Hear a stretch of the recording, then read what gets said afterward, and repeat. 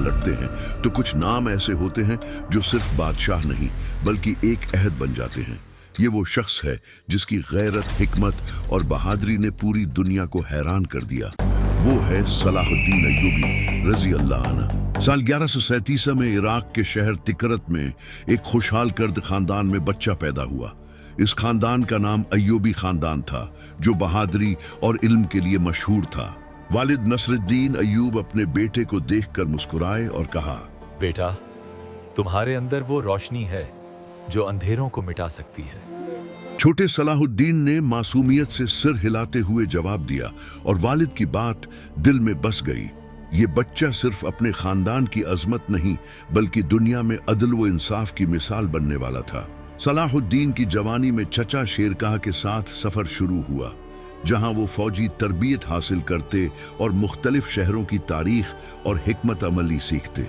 उनके सफर में हर वाकया उनकी शख्सियत में मजबूत उसूल और सब्र की बुनियाद डालता गया। एक दिन चचा ने कहा, सलाहुद्दीन, याद रखो, हिकमत के बगैर ताकत बेकार है और ताकत के बगैर हुकूमत जाया।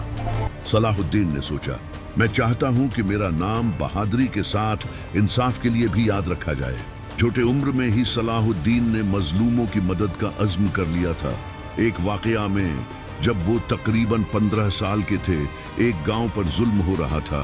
नौजवान सलाहुद्दीन ने फौरन छोटे गरुआ के साथ दुश्मन का मुकाबला किया। गांव के लोगों ने हैरत से कहा, यह बच्चा वाकई हमें बचाने आया है। सलाहुद्दीन ने आहिस्ता मगर पख्ता लहजे में कहा, आपको डरने की जरूरत नहीं, मैं आपके साथ हूं। ये वाकया उनकी जिंदगी में एक अहम मोड़ था, जिसने उनके दिल में अदल और बहादुरी को हमेशा के लिए मजबूत कर दिया। सलाहुद्दीन की तरबियत सिर्फ जंगी महारत तक महदूद नहीं थी। उनके उस्ताद उन्हें यह भी सिखाते थे कि हुक्मरान की असल ताकत उसके दिल में इंसाफ और हमदर्दी है। एक दिन नौजवान सलाहुद्दीन ने पूछा, क्या एक हुक्मरान अपनी ताकत से ज्यादा अपने इंसाफ से याद रखा जाता है? उस्ताद ने मुस्कुराकर जवाब दिया, हाँ बेटे, ताकत सिर्फ खौफ पैदा करती है मगर इंसाफ दिलों में इज्जत और मोहब्बत पैदा करता है। ये सबक उनकी जिंदगी का स्तून बन गया। नौजवान सलाहुद्दीन ने अब तक की जिंदगी में न सिर्फ इल्म और बहादुरी सीखी थी बल्कि इंसाफ और हिकमत को अपनी जिंदगी का उसूल बना लिया था। अब वक्त आ गया था कि वो अपनी सलाहियतों को अमली मैदान में आजमाए और दुनिया के नक्शे पर अपना नाम रोशन करे।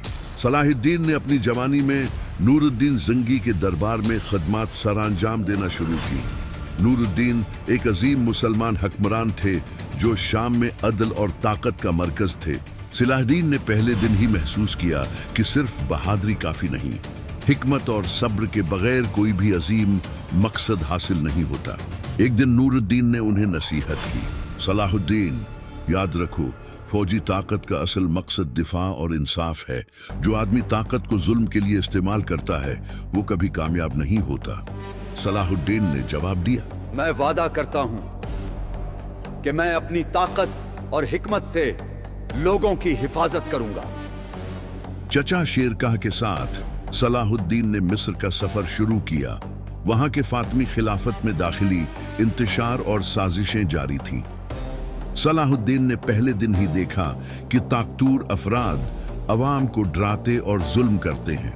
इनके दिल में एक नया जज्बा जागा, ये जमीन और लोग जुल्म के मुस्तहक नहीं, मैं यहाँ इंसाफ कायम करूंगा।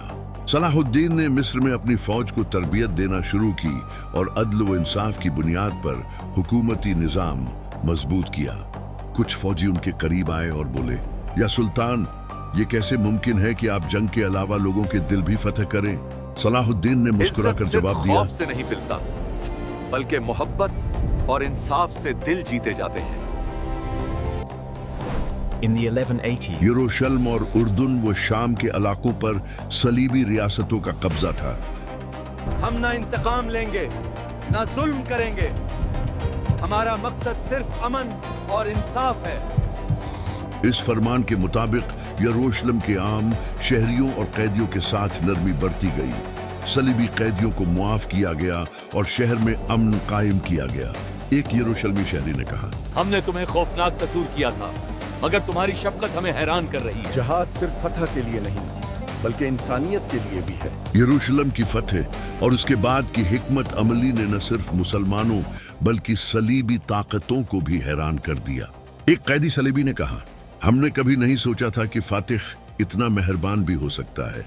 सलाहुद्दीन ने जवाब दिया, फतह का असल मयार सिर्फ जमीन पर कब्जा नहीं बल्कि दिलों में एहतराम और इंसाफ पैदा करना है। सलाहुद्दीन अय्यूबी रजी अल्लाह अन्हु ने अपनी जिंदगी में अदल, शजात और हिकमत के जो मयार कायम किए, वो न सिर्फ अपने जमाने के लिए मिसाल बने बल्कि आने वाली नस्लों के लिए भी मुशाल राह हैं।